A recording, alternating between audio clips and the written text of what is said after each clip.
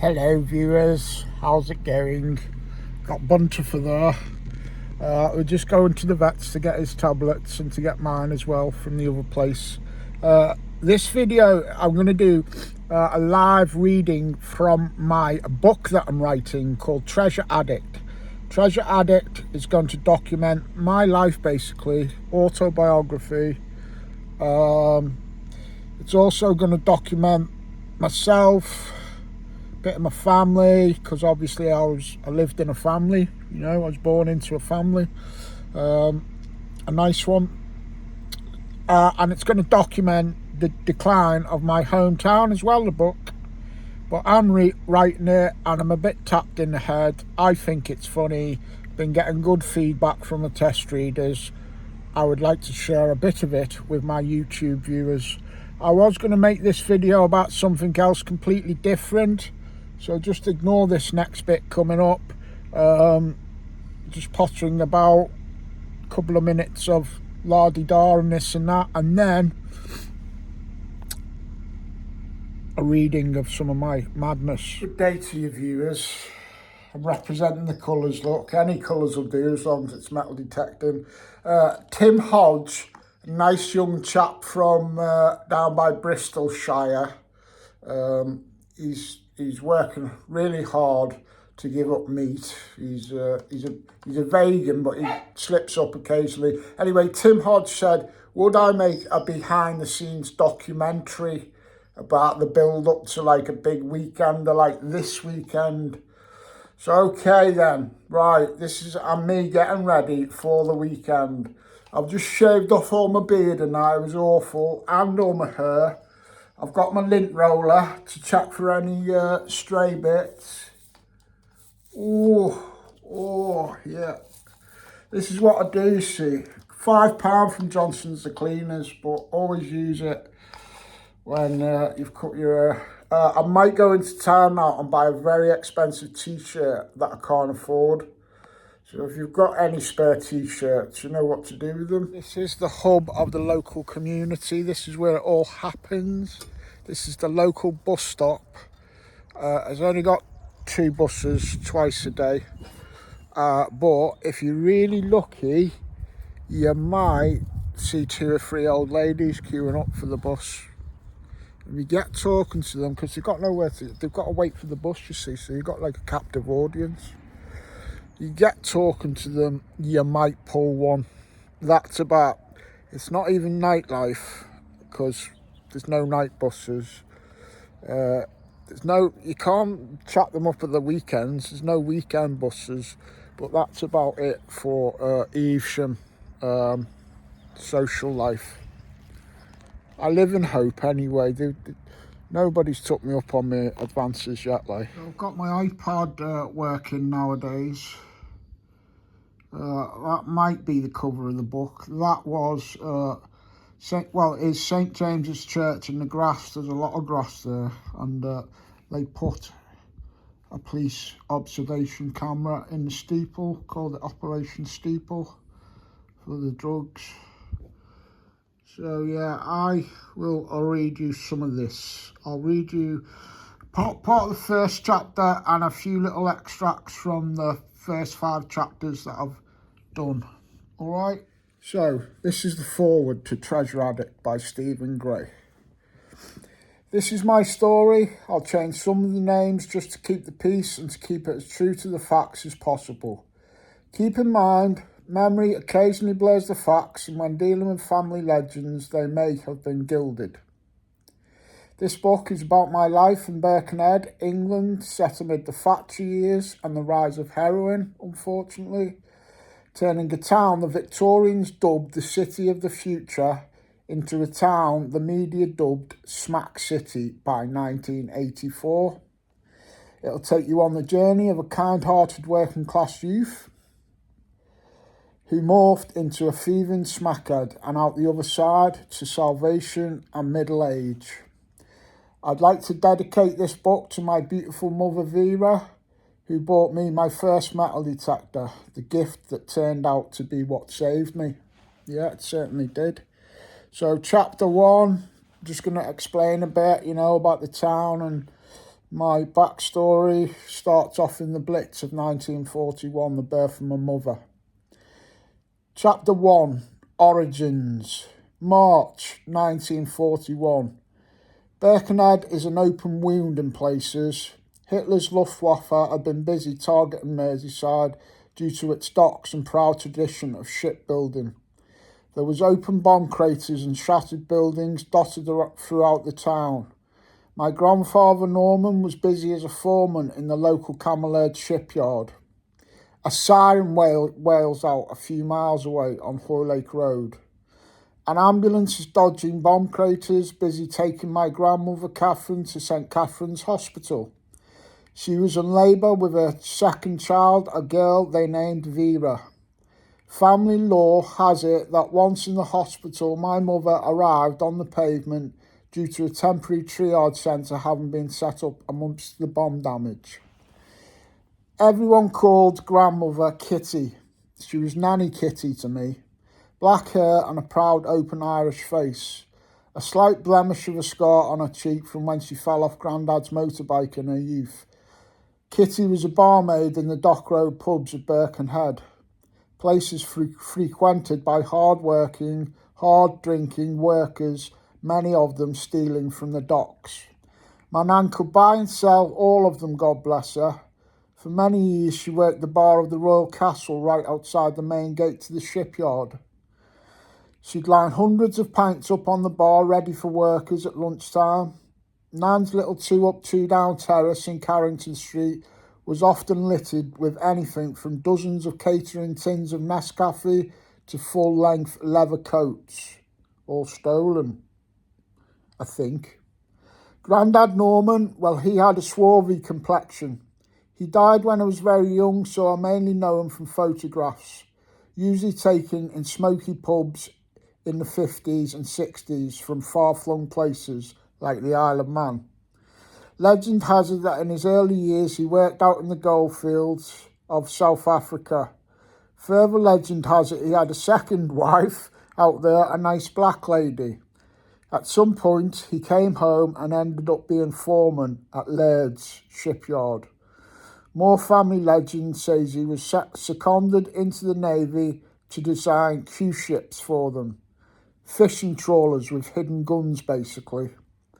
I don't know if any of this is true, but as a child, I did spy a naval uniform in Nan's wardrobe with gold braid on it. Okay, I'll do a little excerpt now from chapter 2.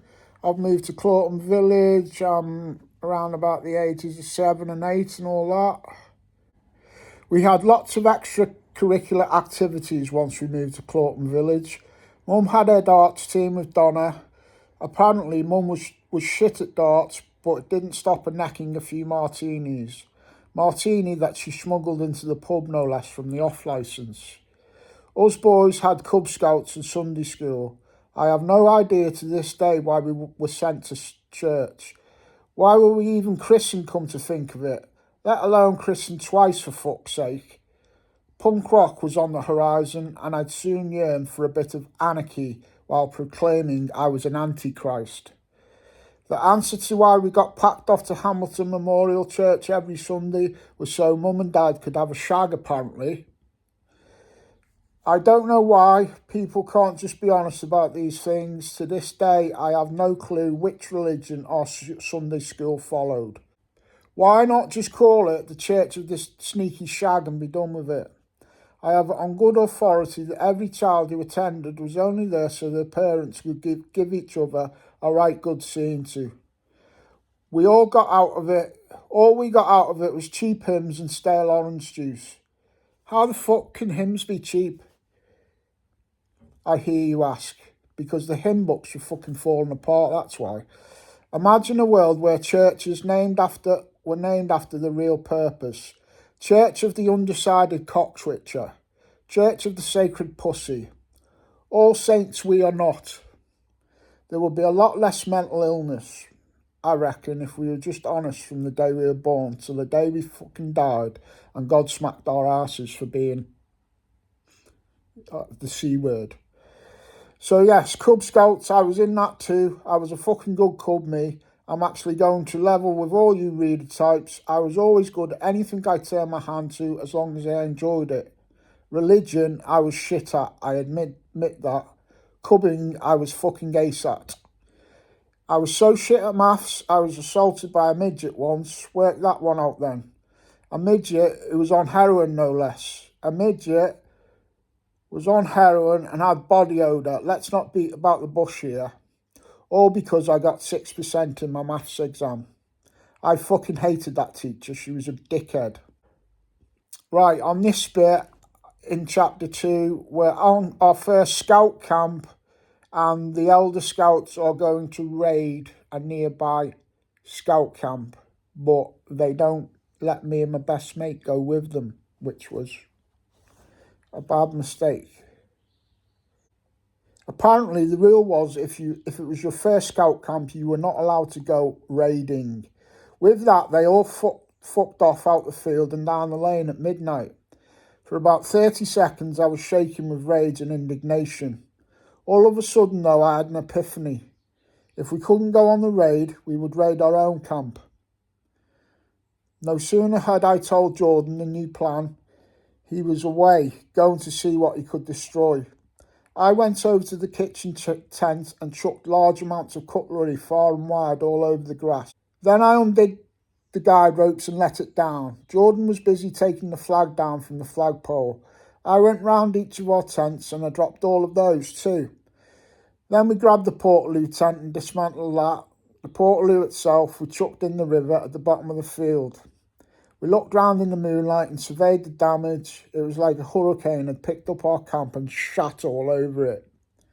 The final touch we added was on the large blackboard they had erected. I took great pleasure in writing the words, "You have been raided by the 26th Scout Group, Birkenhead." Right, let's skip forward now to I'm about 13 now. I'm getting proper feral little pothead gang I'm in. Getting, a bit this, a bit that. And this is about the first time I scored at the Oyster Catcher. Me personally scoring there for some weed. I had never scored myself at the Oyster Catcher. This particular evening, I'd be popping my cherry there. I'd been told to look out for a large skinhead wearing a camouflage jacket. He would be outside the pub, stood next to his black 2.8 Ford injection Capri. His name was Pepsi, apparently. Only it wasn't, but that's close enough for this book. I went up to this fizzy drink of a man. I say to him, "Are you Pepsi?" He looks at me like I'm a discarded Rizzler paper and answers in the affirmative. I said, "Can I have a five of weed, mate?" I reached out my hand with that little blue note. It was at that moment I realised I'd fucked up. Pepsi, like a well-practiced magician, took the note in one swift movement and placed me in handcuffs. Fuck me sideways and knock me down with a juggernaut, I thought. My luck just keeps on improving.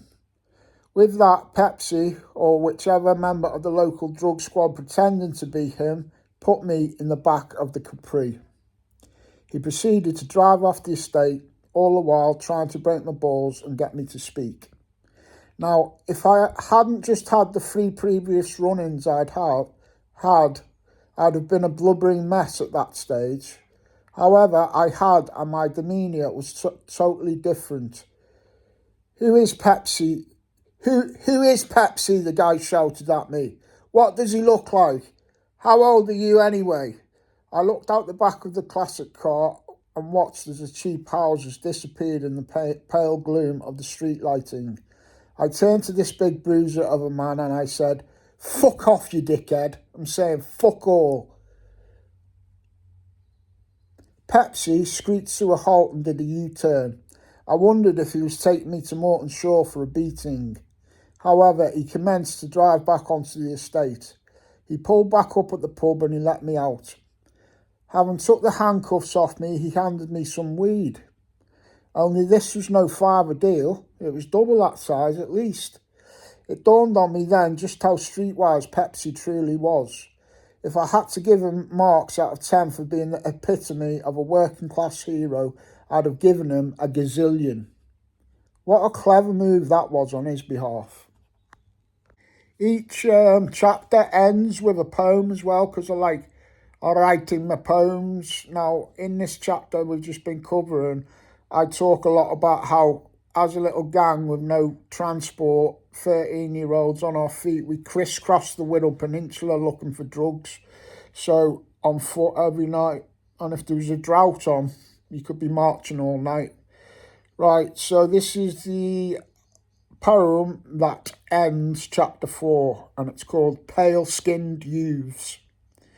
Pale-skinned youths, crisscrossing the peninsula where Vikings once roamed, driven by desires even though we were homed, hungry and lost, pale-skinned youths, searching for drugs, dodging unwanted truths, brave in the barroom of a hostile boozer, the clatter of glass and the look from a bruiser, marching through wind and rain, the darkness and parkland hiding our pain. We thought we had it all worked out, fancy clothing amidst the drought. Holy fuck, they've got none, neither. On to the next like a true believer. For endless days and endless nights, we passed through towns not enjoying the sights. We marched on to oblivion, accepting no less. We marched and we marched, no matter the stress. Rain in our faces and hope in our heart, scallies, each and every one of us, playing our part. Longing for the ashful and a toke on a pipe, swollen feet and overblown hype. Some of us dead now and some still alive, all keeping pace though, for that we do strive. Marching in heaven or down on earth, the ashful mob for what it's worth. Adidas coats and Adidas kick, squidgy black doing its trick. So knowing that I took Class A drugs and Class Bs and lots of drink and special brew for like 40 odd years, my brain's a bit, I can remember stuff, but I've got a crazy imagination. So in some parts of the book, I go on wild flights of fancy, even though it is strictly an autobiography.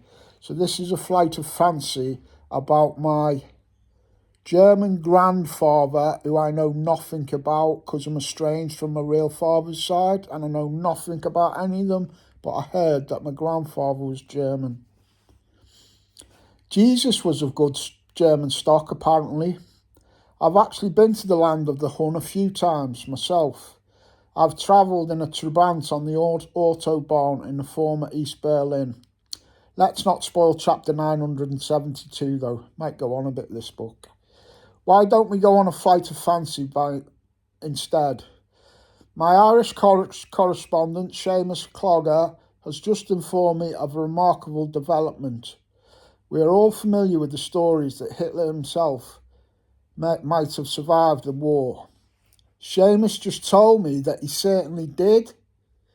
Also, that he went on to have 2 children who were raised in the land of milk and gyros. None other, get this, Hitler's children, none other than Margaret Thatcher and Ted Heath. Now, don't try to do the maths here or point out that maybe their birth dates would be a bit off. Hitler was 27 when he fathered Ted Heath in 1916. He was, honestly, look at a photo of Ted Heath and his left eyebrow and tell me that isn't a tribute to his father's moustache.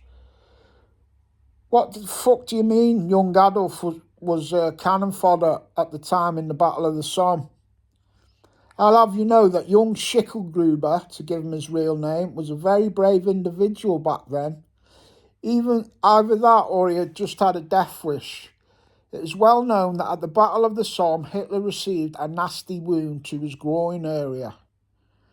He was taken to a field hospital and tended there by a young English nurse who was being held captive. Hitler's right testicle hung in the balance.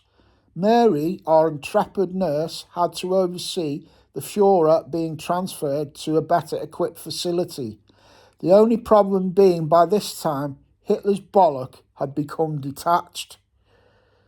There was no fancy way of saving said bollock back then. It had to be kept at a body temperature. though, apparently. Quick as a flash, Mary shoved it up her fanny and boarded a taxi, pulled by mules, carrying young Adolf. Are you following this? What do you mean it doesn't sound very plausible? Fuck off, Cyril. They got to the next hospital and Adolf was whisked into the theatre with Mary assisting the surgeon. The conversation went like this, with the surgeon barking orders. Shave his groin. Wipe his brow. How come this man has no foreskin? Scissors, please. Scalpel. Testicle. Mary whipped out Hitler's ball and spat on it. It had some of her pubes clinging to it, you see. She passed it to the doctor. Dr. Mengele it was. He of the infamous dynasty, yes. Mengele expertly sewed Hitler's right bollock back on. It fell off, though, the next day, and a rat ran off with it. Mary was of good Catholic stock, and there was a miracle taking place inside her womb, though, that following week. 6,000 of Hitler's sperms had detached themselves from his bollock and swum up Mary's intact vagina. That's how they go on to basically give birth to 2 English prime ministers who wrecked our country. The yuppies in the 80s, remember they had the big proto-mobile phones that looked like bricks? They actually were SS field telephones, Hitler's old stock left over from the war. So you can see where this book is going. It's a bit off the charts, basically, and I hope you liked it. Please don't forget to feed the sheep. If you want to hit me up and chuck me and Buster a couple of quid towards writing a book and keeping it all on the road, you can do that. Or you can just like, comment, and definitely subscribe. But leave a comment, please. Let me know what you think of my scribblings. I'm on chapter 6 now, and it's going well. Thank you.